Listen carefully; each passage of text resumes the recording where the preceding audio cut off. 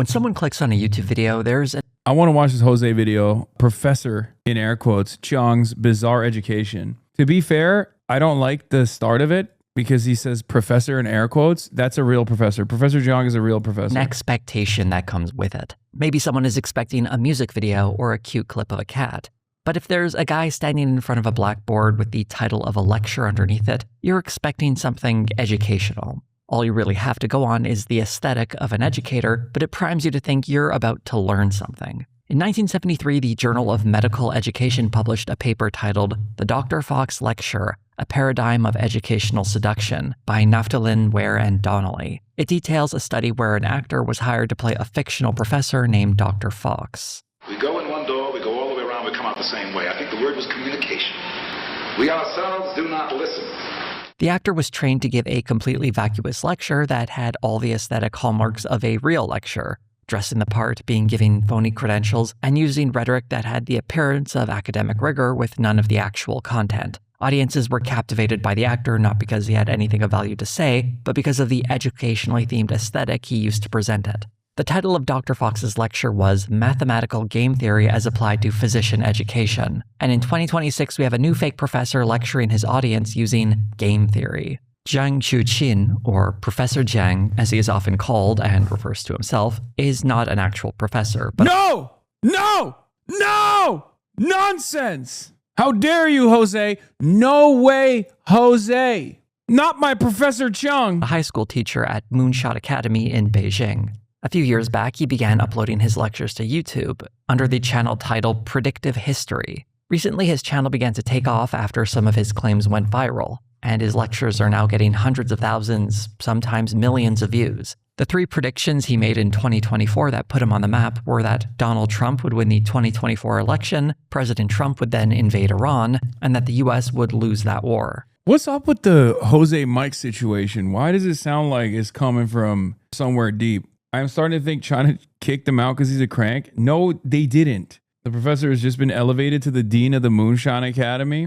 Professor Jiang is exactly the type of guy that Uncle Jank would defend, by the way, I think. I could totally see Uncle Shaky Gurga defending Professor Jiang, being like, he's a prominent fixture. He's a pillar in the pro-Palestinian movement. The fact that Jiang is not a real professor gets overstated a bit, because YouTube is not a space where people typically check things like credentials or even sources. What matters is that Jiang— Your sarcasm is confusing me. How do you actually feel about this guy? One of the most important thinkers of the 21st century. Dude is a crackpot conspiracy theorist, but his fourth dimensional minded thinking has the aesthetic of a professor and is committed to the performance of teaching, creating the impression that his YouTube videos are educational. I'd like to take a closer look to what that education actually entails. How to predict geopolitical events is not a likely course for high school students, and that probably isn't the name of the class Jiang actually teaches. According to his profile on the Moonshot Academy website, he teaches Western philosophy. But he only has a BA in English Lit. What does this have to do with Western philosophy? What does what he's talking about have to do with Western philosophy?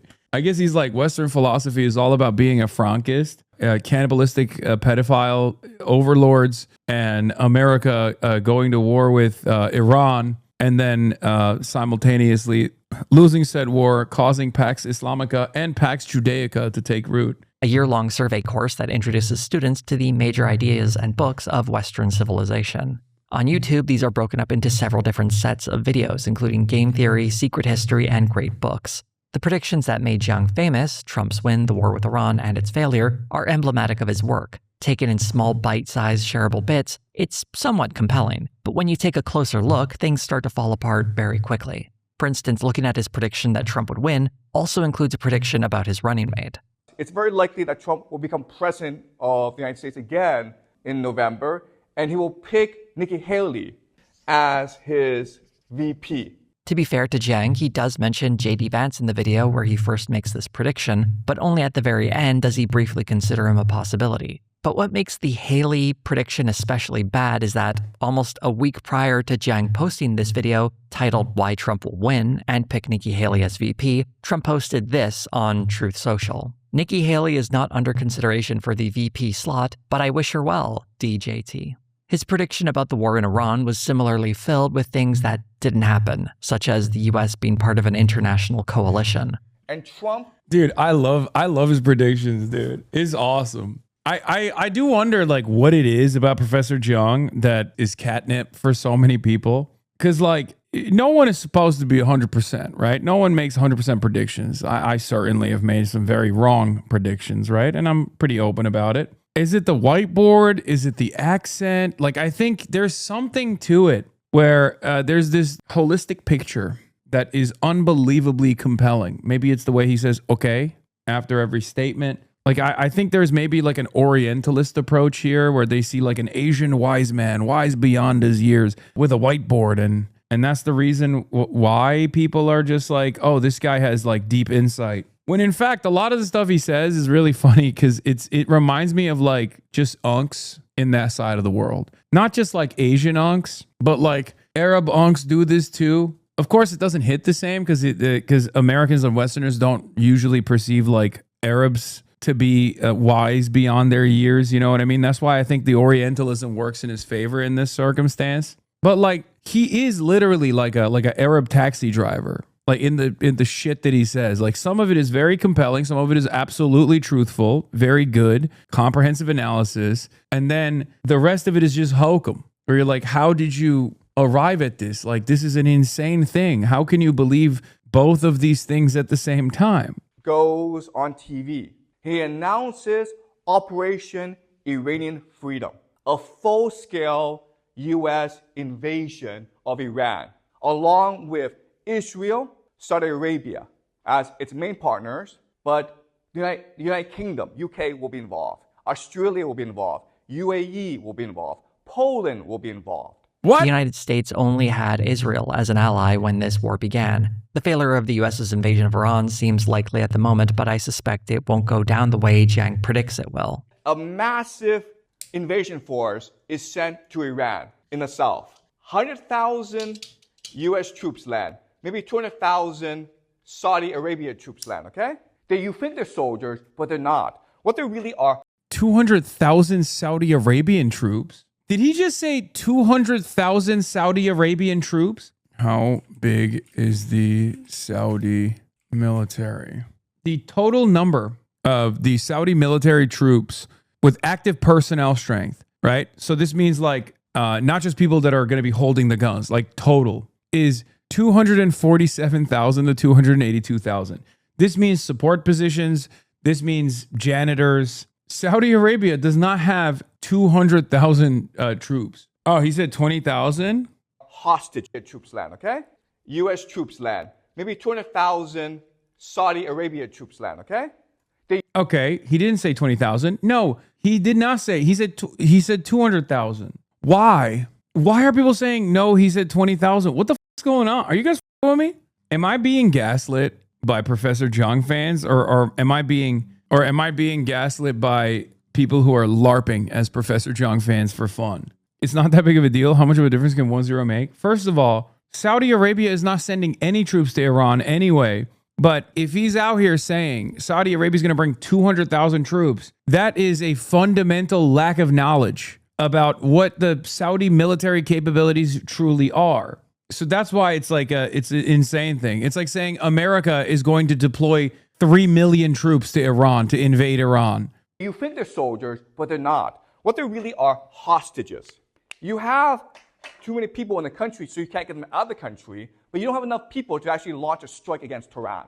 You can't resupply them. And they've been encircled by Iranian forces. This is all in the future, though, so perhaps they will send 100,000 troops in through Iraq, only to see them stranded and become hostages. I'm a bit skeptical of that one, though. This is a pattern that holds pretty regularly when watching Jiang's commentary. Predictions and sometimes conclusions can sound sensible or compelling when you look at them from a distance without much detail or specificity. But when you get a closer look at how he... Are you saying we shouldn't include support positions in troop estimates? No, when someone says they're bringing 200,000 troops, they're talking about a ground invasion. And the ground invasion does not factor in the entirety. Like, the generals are not counted in the ground invasion. The janitorial staff is not counted. Saudi Arabia's total troop number, like the total estimated strength with its entire personnel, is not just armed combatants. Here, I'll give you an example of the United States of America, okay? The United States of America has a massive military, right? What is it? What's the number now? United States total military. Yeah. The U.S. approximately has 2.81 million total personnel worldwide. Okay. 1.3 million is active duty troops and over 700,000 National Guard reserves. But the problem here is not all of those people, like a big chunk of that, a percentage of that is always going to be support staff. They're not going to be holding a weapon and shooting a weapon. Like when you look at the total number of service members in the United States military, that total number is not the amount of people. I'm a numbers guy. We can grok it. I'm a numbers guy.